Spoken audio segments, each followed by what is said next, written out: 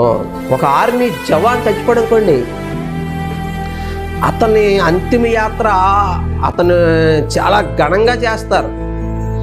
ఏండి పెద్ద పెద్దోళ్ళు వస్తారు, సెల్యూట్లు కొడతారు, పువ్వులు జల్లుతారు, మరి రైఫిల్స్ గాల్లోకి పేల్చి ఏండి చాలా మర్యాదగా చూస్తారు.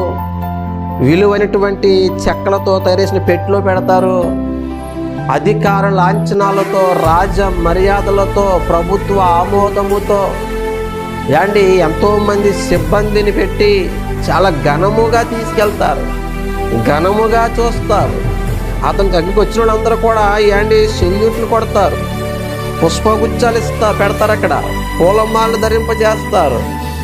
ఏండి చాలా ఘనంగా చూస్తారు. ఎందుకయ్యా అంటే ఇతడు తన జీవితాన్ని దేశం కోసం ఉపయోగించాడు. తన అణువు దేశభక్తితో నింపుకొని సైన్యంలో చేరిన తర్వాత ఏండి ఇంట్లో ఎన్నో శుభకార్యాలున్నా, బంధువులలో ఎన్ని కార్యాలున్నా వాటికి వెళ్ళక దేశ క్షేమం కోసం తన అవయవాల్ని, తన అణువుని దేశ రక్షణ కోసం ఖర్చు పెట్టాడు, పోగొట్టుకున్నాడు. చివరికి ప్రాణమే పోగొట్టుకుని చెప్పాడు. అండ్ అతని మరణాన్ని దేశము, ప్రభుత్వము విలువైనదిగా చూస్తారు, పత్రికల్లో ప్రచురిస్తారు, మీడియాలో తెలియపరుస్తారు. ఎందుకంటే దేశం కోసం బ్రతికాడని, ప్రజల రక్షణ కోసం బ్రతికాడని.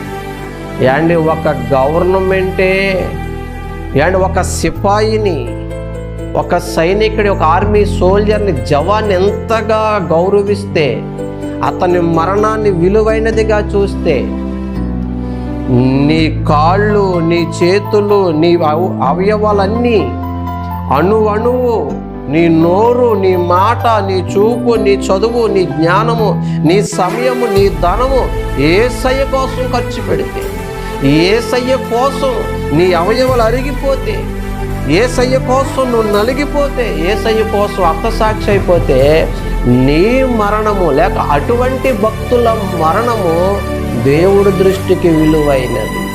మీ శరీరములు సజీవ యాగముగా దేవునికి సమర్పించుకొని చెప్తాడు. మన అవయవాలన్నీ సమర్పించాలి. ఇదిగో నా నోరు, ఇదిగో నా చేతులు, ఇదిగో నా కాళ్ళు, ఇదిగో నా జీవితం నీకు అంకితం. నా టీవీ ప్రోగ్రాం పేరు కూడా అదే, నా జీవితం యేసయ్యకే అంకితం. ఎందుకంటే ఈ ఊపిరి ఊదింది ఆయన, ఈ ప్రాణం ఇచ్చింది ఆయన, ఈ బ్రతుకు ఇచ్చింది ఆయన, ఈ స్థితి ఇచ్చింది ఆయన, ఈ నోరు ఇచ్చింది ఆయన, ఈ మాట ఇచ్చింది ఆయన, ఈ చూపిచ్చింది ఆయన. ఈ రెండు కాళ్ళు పని చేయకపోయినా కనీసం కర్రతో నడిచే కృప ఇచ్చింది ఆయన. కాబట్టి నా అవయవాలు, నా బ్రతుకు, నా ఊపిరి, నా స్వరము, నా జీవితము, నా భార్య, నా బిడ్డలు, మా సమస్తము యేసయ్యకి అంకితం చేసుకుని బ్రతుకుతున్నాం.